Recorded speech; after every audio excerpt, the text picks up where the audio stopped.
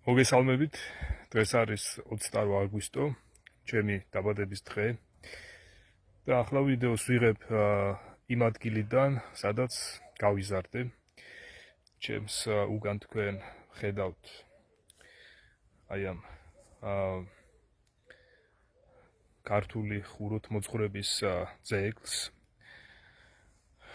რომელიც დაკავშირებულია წმინდა მარიამის სახელთან და მარიამის სახელზე არის აგებული, ასე ვთქვათ. ეს ადგილი არის ზუსტად ის ადგილი, სადაც მე გავიზარდე პირდაპირი მნიშვნელობით, იმიტომ რომ აი ზუსტად აი ამ ტაძრის წინ, აი აგერ წინ არის ის სახლი, სადაც მე გავიზარდე. აი უფრო ახლიდან გაჩვენებთ.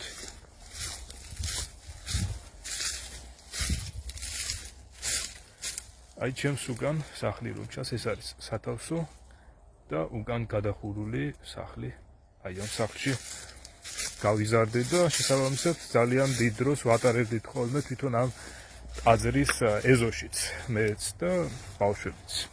აი ეს ხე, ეს არის ცაცხვი, რომელიც მე დავრგე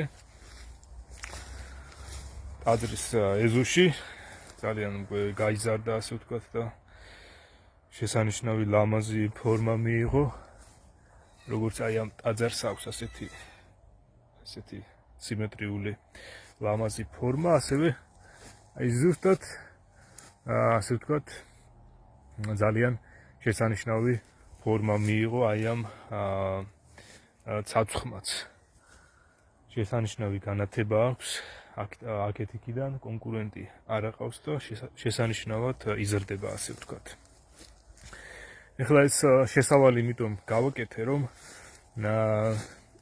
ჩემს შესახებ უფრო მეტი გაიგოთ, ესე იგი. როგორი მსოფლმხედველობა მქონდა ადრე და ეხლა რა შეიცვალა. საქმე იმაშია, რომ ესე იგი მე დავიბადე 28 აგვისტოს დღეს, როდესაც ასე ვთქვათ წმინდა მარიამის მიძინებას აღნიშნავენ, მარიამობა, ამიტომ ჰქვია, ასე ვთქვათ, ამ კონკრეტულ ამ დღეს მარიამის მიძინებას აღნიშნავენ. ეხლა მე პირადად ამისი საწინააღმდეგო არაფერი მაქვს, რომ ვთქვათ, თუნდაც წმინდა მარიამის გარდაცვალების დღე ავღნიშნოთ. ოღონდ ამას არ უნდა ჰქონდეს რაღაცა მისტიკური დანიშნულება, რომ აი ჩვენ არ უნდა ვთხოვდეთ მარიამს იმას, რომ შეგვეციოს, დაგვიფაროს და ასე შემდეგ, იმიტომ რომ ერთადერთი ვისაც ჩვენი დაფარვის და შეწევნის შესაძლებლობა აქვს, ძალა აქვს, ეს არის იესო ქრისტე. იესო ქრისტე არის პიროვნება, რომელმაც თვით მარიამიც კი გამოისყიდა თავისი ცოდვისაგან და ასევე ყველა კაცობრიობის ყველა წარმომადგენელი გამოისყიდა ცოდვის მონობისაგან. მარიამი ამ შემთხვევაში არ არის, ასე ვთქვათ, გამონაკლისი, ვინაიდან მარიამიც არის ადამის შთამომავალი და ისევე როგორც ადამიდან ყველა მის შთამომავალზე, ყველა კაცზე გადავიდა ცოდვა, ყველა კაცზე, ქალზე, ხო, კაცობრიობის ყველა წარმომადგენელზე, შესაბამისად მარიამიც, ვინაიდან არის ადამის ხორციელი შთამომავალი, მასეც გადავიდა ცოდვა და მარიამიც საჭიროებდა ცოდვისგან გამოსყიდვას. და მისმა ხორციელმა ძემ, იესო ქრისტემ, თვითონ მარიამიც გამოისყიდა ცოდვის, ასე ვთქვათ, ტყვეობისგან და მარიამი თვითონვე ამბობს ლუკას სახარების პირველივე თავში, რომ გაიხარა ჩემმა სულმა, ჩემი მაცხოვრის გამოვო. ესე იგი, მაცხოვარი ნიშნავს მაცოცხლებელს, ხო? მაცოცხლებელს ნიშნავს და შესაბამისად მარიამი თვითონვე ამბობს, რომ მასაც სჭირდებოდა მაცხოვარი, მაცოცხლებელი და გაიხარა ჩემმა სულმა, ჩემი მაცხოვრის გამოვო. ეხლა მე მინდა, ასე ვთქვათ, ერთ რამეზე გაგამახვილებინოთ ყურადღება.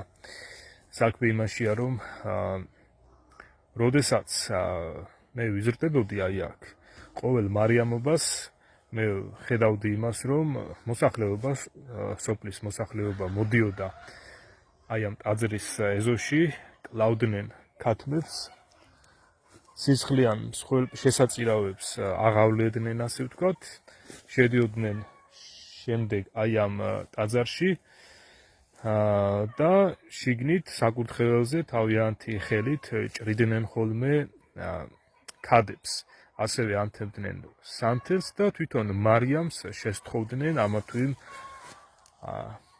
ლოცვით ესე იგი ამა თუ იმ თხოვნას ვთქვათ შესთხოვდნენ საქმე იმაშია რომ ეს ხდებოდა ძალიან დიდი ხნის განმავლობაში ჩემი ბავშვობის განმავლობაში ასე ვთქვათ და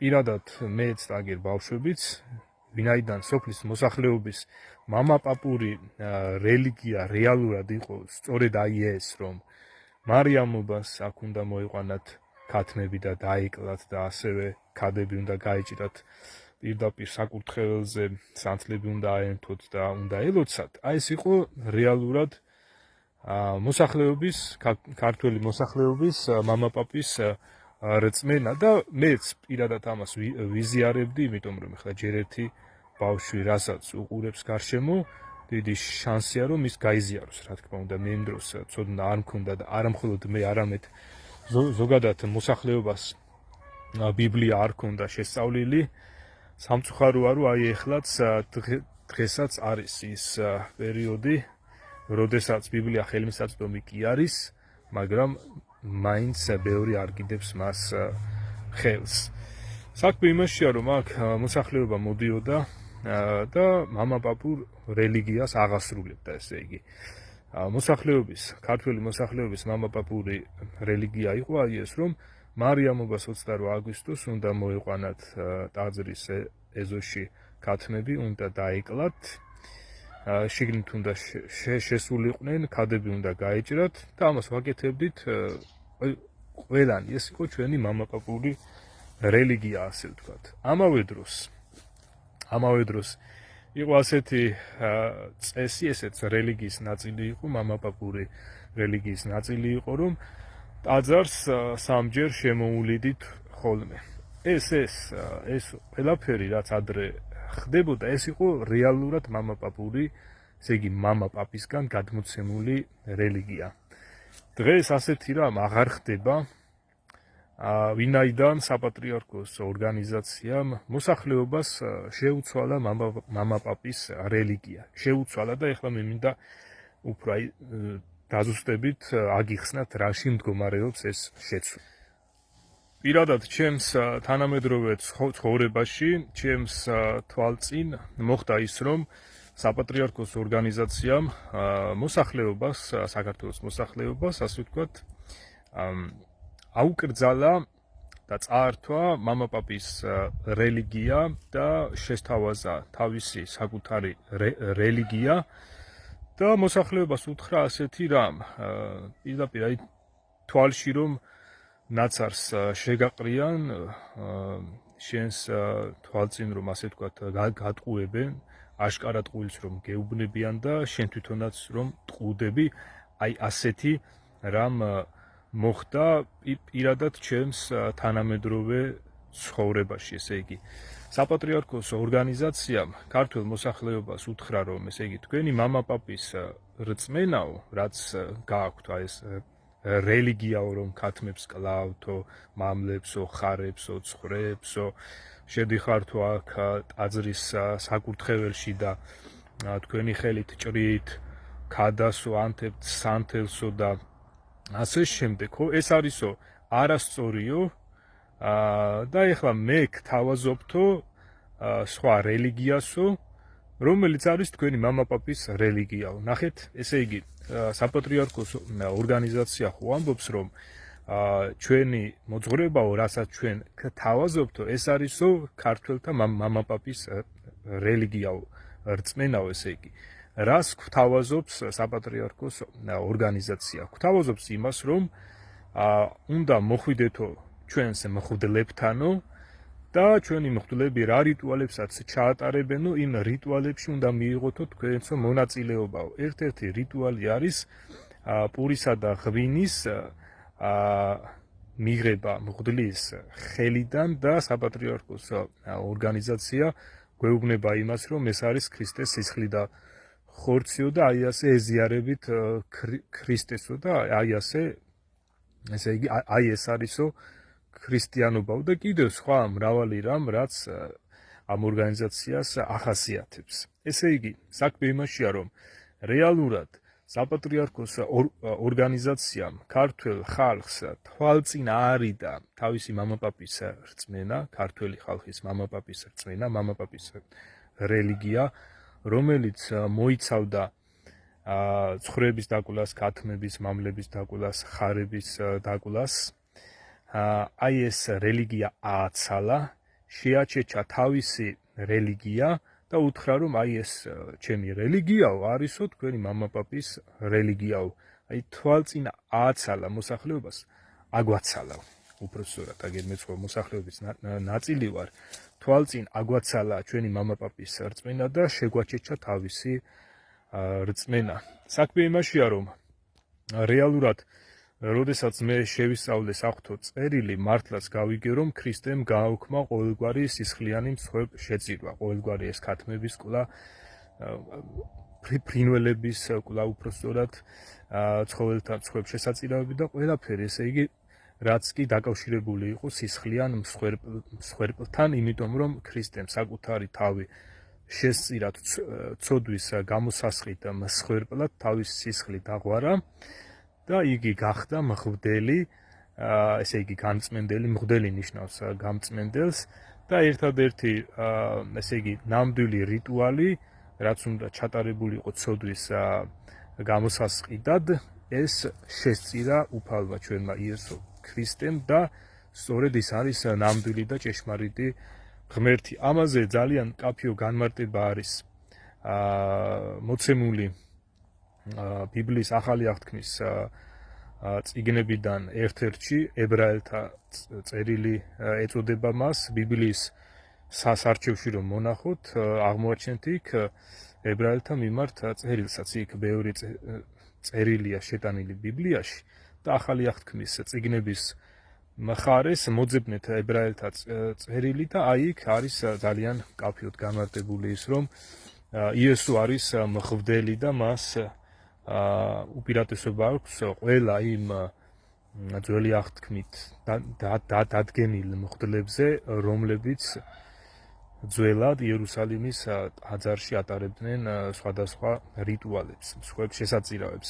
მართლაც ქრისტემ გააუქმა ის შესაწირავები და ესე იგი აღარ არის დღეისათვის საჭირო სისხლიანი მსხვერპლების შეწირვა. მაგრამ ამავე დროს ბიბლიაში ისიც მკაფიოდ არის მოცემული, რომ ქრისტემ გააუქმა სამღვდელო სარიტუალო სისტემაც, გააუქმა მღვდლები, რომლებიც ადრე იყვნენ დადგენილები და ამავე დროს ქრისტემ გააუქმა იერუსალიმის ტაძრის ფუნქციაც. და აი აგერ ქრისტეს მოციქულები სტეფანე და პავლე მოციქული ადამიანებს და სხვა მოციქულებს, რა თქმა უნდა, უბრალოდ სტეფანეს და პავლეს ქადაგებები ჩაწერილია ბიბლიაში, ბიბლიის ახალი აღთქმის ერთ-ერთ წიგნში, რომელსაც ეწოდება მოციქულთა საქმეები და ესე იგი პავლე მოციქულიც და სტეფანე მოციქულიც ადამიანებს უქადაგებდნენ, რომ ღმერთი არ მკვიდრობს ადამიანის ხელით აშენებულ ტაძრებში და არც რაიმე სამსახურს მოითხოვს ადამიანთა ხელიდან. ესე იგი, ღმერთი ჩვენ ბიბლიიდან გვესაუბრება იმას, რომ აი ამ შენობებს არ უნდა ჰქონდეს ღვთის სახლის სტატუსი. შენობის აშენება შეიძლება, რა თქმა უნდა, თუნდაც იყოს აი ესეთი შესანიშნავი, ესე იგი ლამაზი ფორმის რატომაც არა, შესაძლებელია რომ ჩვენ შენობა ავაშენოთ, მაგრამ ამ შენობას არ უნდა მივანიჭოთ რაიმე მისტიკური დანიშნულება, რაიმე ესეთი ღვთის სახლის სტატუსი არ უნდა მივანიჭოთ, ვინაიდან ჯერ კიდევ ძველი აღთქმის დროს ღმერთმა ესაია წინასწარმეტყველის პირით თქვა ასეთი რამ, რომ ცა ტახტია ჩემიო, და მიწა ჩემს ფეხთა სად გამიაოდა. სად არისო ის ადგილი, სადაც სახლს მიშენებთო. ბიბლიიდან გავიგე ის, რომ ესე იგი საღვთო წერილიდან გავიგე ის, რომ ღმერთი არ მკვიდრობს ადამიანის ხელით აშენებულ ტაძრებში და ესე იგი ჩვენ ადამიანის ხელით აშენებულ შენობებს არ უნდა მივანიჭოთ ღვთის სახლის სტატუსი. და აი ეს შენობები, რომლებიც დგას, ამ შენობებს უნდა, ასე ვთქვათ, ეს სტატუსი უნდა ჩამოვართოთ და ეს იქნება ქრისტიანული. თუ ეს სახელმწიფო დონეზე მოხდება და მოსახლეობა ამაში შეთანხმდება, რომ რასაც ღმერთი გვასწავლის, აი მაშინ დავემორჩილოთ მას, ეს ძალიან კარგი იქნება. თუ მოსახლეობა ამაში ვერ შეთანხმდება, ამ შემთხვევაში ინდივიდუალურად ჩვენ უნდა დავემორჩილოთ ღვთის სამართალს, იესო ქრისტეს სარწმუნოებას, იესო უნდა ვაღიაროთ ჩვენს უფლად და ჩვენს მხსნელად, რომ მან თავისი სისხლით გაგვწმინდა ცოდვებისაგან, გაგვამართლა, შეგვირიგა და მოგცა შერიგების სიტყვა, ესე იგი, თავისი აი ეს სასიხარულო ამბავი, სახარება რომ დაირქვა. და ვინც იესოს ამბავს დაიჯერებს, ყველა გათავისუფლდება ცოდვის მონობისაგან. ინდივიდუალურად ჩვენ თვითონვე უნდა ვისწავლოთ საღვთო წერილი და ჩვენი რწმენა არ უნდა გადავაბაროთ ამა თუ იმ რელიგიურ ორგანიზაციას, არამედ ჩვენი რწმენა პირდაპირ უნდა გადავაბაროთ იესო ქრისტეს და მისი მოძღვრების, მისი სწავლების შესაბამისად უნდა ავაშენოთ ჩვენი რწმენა. ესე იგი, მე ბიბლიდან გავიგე ის, რომ რეალურად ჩვენი მამაპაპის რწმენაც, ეს ქათმების დაკლა, ცხვრების, მამლების, ხარების დაკლა, ქადების გაჭრა, ესეც არ ყოფილა ქრისტიანული და ამავე დროს ბიბლიდან გავიგე ისიც, რომ თვითონ საპატრიარქოს ორგანიზაციის რწმენაც, რელიგიაც, რომ აი მღვდლებთან უნდა ვიაროთ, აღსარება ჩავაბაროთ, მღვდლის ხელიდან ჩატარებულ სხვადასხვა რიტუალებს ვეზიაროთ, აი ესეც არ ყოფილა ქრისტიანული. ესე იგი, ორივე მათგანი აღმოჩნდა, რომ არ ყოფილა ქრისტიანული და მე როცა უკვე ბიბლია ვისწავლე და ეს გავიგე, უკვე არჩევანი გავაკეთე იესო ქრისტეს სარწმუნოების სასარგებლოდ და მე ვაღიარე და მივიღე იესო ქრისტეს სარწმუნოება და მე პირადად აი ამ შენობებს ახლა აი ეს შენობა ძალიანაც მომწონს გარეგნულად, რატომაც არა, მაგრამ ამ შენობას მე აღარ ვეძახი ღვთის სახლს, ტაძარს, ეკლესიას აღარ ვეძახი. ბევრი ახლა ისევ ეკლესიას ეძახის, იმიტომ რომ მოსახლეობის ძალიან დიდმა ნაწილმა არ იცის ეკლესიის და ტაძრის განსხვავება. ჰგონიათ, რომ ერთი და იგივე მნიშვნელობის სიტყვებია ეს ტაძარი და ეკლესია და რეალურად ეს ასე არ არის, იმიტომ რომ ეკლესია ნიშნავს ადამიანთა კრებულს, ასე ვთქვათ, თვითონ ადამიანებს ნიშნავს ეკლესია. ეკლესია არის ბერძნული სიტყვა და ნიშნავს შეკრებილ ადამიანებს, ხოლო ღვთის ეკლესია ნიშნავს ღვთის ადამიანების შეკრებას, ასე ვთქვათ. ქრისტიანთა ერთობლიობას ეწოდება ღვთის ეკლესია.